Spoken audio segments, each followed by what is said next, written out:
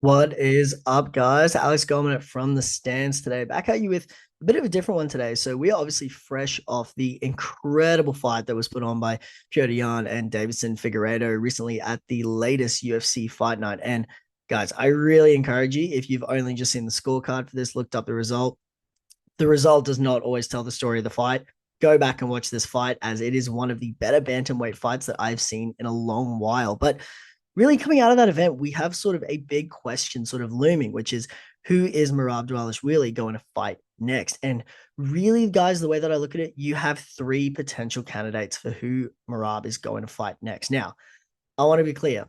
There are three potential candidates. I personally only think one person deserves to fight for the title at this point, but we'll get into that while I break down each of the candidates, listen to the arguments as to why you may see them put in for the title shot next, and then ultimately as to maybe why I do or don't think they should get the title shot. So let's get straight into it. All right, guys. So the first fighter on the list is Sean O'Malley. Now, I want to be clear because in case everyone just loses their mind immediately, I don't think Sean should fight for the title next. I don't. I know I understand the argument as to why he could and even why he may be the next choice. Now, obviously, Sean is going to be the biggest money fight possible for Merab in that division, regardless of what people think of Sean's skill set, his personality, some of the things that he says online. Regardless of that, he is the biggest star in that division by far, and it's not even close. Your everyday person does not know who Umar Nurmagomedov is. And they should, because Umar's an incredible fighter, but your average person just doesn't know. Whereas, in the job that I work, I've heard people that don't really follow MMA, they're not that deep. Even they've kind of heard of Sean O'Malley, or, they've seen Instagram posts when he was still on there or whatever. And guys, the reality is this, is that the UFC, as we've known, as we've seen in the past, they do make these kind of fights. We've seen them make money fights in the past, fights that don't make sense, but make dollars. And the reality is this is a very real possibility. Now, I don't think they're going to go this way. I think it is a very, very, very tough sell, particularly if Sean were to lose the rematch, the immediate rematch in an even more dramatic fashion. We could be looking at a situation with what happened with Cody Garbrandt against TJ Dillashaw in terms of how, he lost and then he lost again. And, it had a really big impact on his star power. And, I think the way that the UFC is looking at it as let's give Sean a fight or two, let him get the confidence back, let him build his skills even a little bit more. Then if Merab's still champ, we can look into a rematch because that's going to be a big fight when they do rematch. But I just don't think that this is the time for Sean. I think there are more viable contenders that through either meritocracy or just pure logic have a much better claim, to challenging for the title next. Would I be surprised if the UFC went in this direction? Yes. Would I be shocked in terms of this was an impossibility I never saw coming? No, I could see them doing this. I would highly, highly advise against it in the sense of you are more than likely going to completely stall the division doing that. So Sean O'Malley, possibility. I really don't think the UFC is going to go that way this time. But if they do, as history is kind of shown, it wouldn't be the biggest shock in the world for me. G'day guys, Josh here for From the Stands. I'm just here to interrupt this video quickly to let you guys know about the sponsor of today's video, TrainAid. TrainAid and their proven line of supplements, including their signature product, TrainAid Hydration, are used by combat sports stars all over the world. Many UFC and boxing world champions are all using TrainAid to help fuel their workouts. TrainAid have been kind enough to give us a big discount code for all of our viewers to use when you guys shop online. If you use the code FTS15 at checkout, you'll receive 15% off all supplements and apparel on the TrainAid website. Head to trainaid.com or click the link in the description of this video. All right, so now moving on to our next contender that we have to discuss, that is Petr Yan, who put on an incredible performance against an incredibly incredibly tough Davison Figueiredo, who, I think both those fighters really don't get the respect for how dangerous and how technical they are. Although it kind of seems Petr Yan's starting to get that respect again back now after he's, putting some wins together. It kind of feels like people really fell off the Yan train, particularly after the Aljo loss, the true Aljo loss.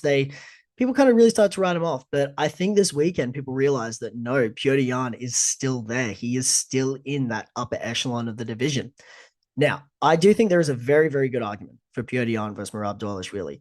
Obviously, it was Merab's essentially last. Sorry, it was Petr Yan's last loss that he had.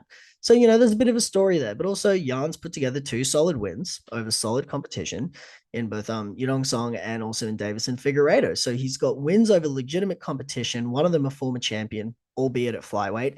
He's a former champion himself. There is an argument there, particularly because in MMA this sport moves so quickly, man, and people just forget all the time. And it can be easy to forget that you know that a few months ago Merab completely destroyed Sean O'Malley. That before that Or Nurmagomedov put on an incredible performance against Corey Sandhagen. Recency bias is very real in MMA, and obviously at the moment Petr Yan's fought the most recently. Therefore, the recency bias is kind of behind him. And again, I think there is a legitimate argument for Petr Yan to fight for the title next. I wouldn't be angry at it if they booked it. I wouldn't be angry or surprised if they booked it. Petr Yan is also a name. Is he a name to the level of a Sean O'Malley? No, of course not. But among MMA fans, he is a name, and he is a guy that people want to watch fight. He's incredibly technical, good boxing, good wrestling. Now, the caveat is this: Umar kind of dominated him in their last fight. That is a tough sell, particularly because this wasn't a fight that occurred 4, 5, 6 years ago, where Petr Yan's had 12 fights since then and grown so much as a fighter. It is somewhat recent in the mind of MMA fans. So that's kind of the one big sticking point there, as to that could be a difficulty selling. Again, as I mentioned earlier, though, Cody Garbrandt, TJ Dillashaw, they ran that straight back as well. So, there is an argument there. And, do I think that Petr Yan should fight for the title next? I don't. I actually think the next fight for Petr Yan is, I think he should rematch Sean O'Malley. For those two, I think that is sort of the most logical fight that makes the most sense right now. I'm obviously not the person that's sort of coming up with this idea, but in terms of meritocracy, in terms of logic, in terms of fun fights that, we want to see, I think that's a fight that they can run back. Their first fight was incredibly close. It was an incredibly entertaining fight as well.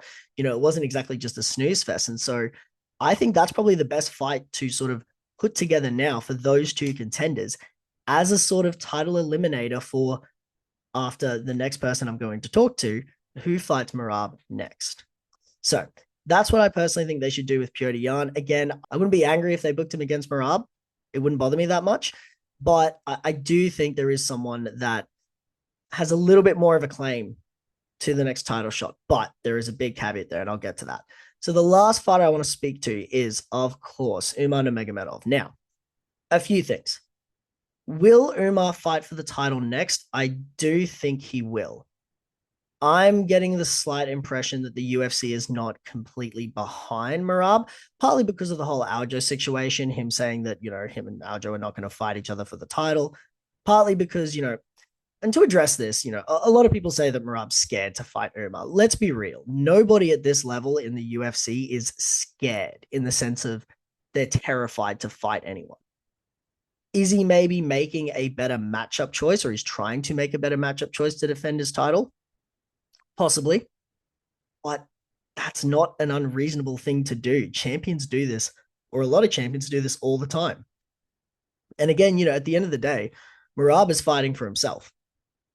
He's going to make the most amount of money the longer he holds on to that title. So I don't necessarily begrudge him in trying to find a matchup that either he's thinks will bring in more money or that he thinks is more favorable to him. I don't necessarily begrudge it, but I totally understand why it looks bad to the fans. 100%. The optics of this do not look good. The optics do appear that Merab is trying to, duck Umar. Now, there's a big caveat that's kind of holding Umar back from maybe getting the title shot, and its name's on his resume. Obviously, he had an incredible performance in his last fight against Corey Sandhagen. That's a name that we all know and love. Corey's a fan favorite. Corey's sort of also been regarded as like a dark horse of the division for a while, and definitely, a potential future champion. But other than Corey Sandhagen, Umar he doesn't really have the names in terms of on his resume to get us as fans interested by going, oh, wow, he beat number 5, number 3, number 6. He's beaten so many of these top 10 guys that it's undeniable. I think there are still a lot of questions about Umar Nurmagomedov in terms of, can he hang with the majority of the top 10 of the division? can he be as dominant as we've seen him be against, maybe lesser known competitions? And, part of that is the Nurmagomedov effect. He has the last name, people attribute it, assume he's immediately similar to Khabib. It's a very real effect in the world of MMA. But in terms of meritocracy, or in terms of, who should be next for Merab, Umar is probably at this point the most logical choice. And, for people saying, well, I just made the argument about the record and, the opponent. It's a valid argument, but I mean, look at what they're doing with flyweight against who is fighting Pantoja next. Like, these are things that the UFC will do if they can see a potential star in the making. They will give title shots like this. And it's entirely possible that they give the title shot to Umar. Umar goes in there and dominates the way that we've seen him do. It's entirely possible that Merab goes in there and dominates him as well. But I do feel that the UFC has a slight inclination to maybe get behind Umar Nurmagomedov a little bit more, partly because he's got the name, partly the marketability, partly, as we've seen in the past, if fighters in the UFC maybe, come out and say they don't want to fight certain people, the business side of it can get a little bit dicey at times. So ultimately, I really think bantamweight should play out like this. I think that Jan should fight O'Malley, and I do think that Umar should be next. And then whoever wins out of Jan and O'Malley, that is the next title fight.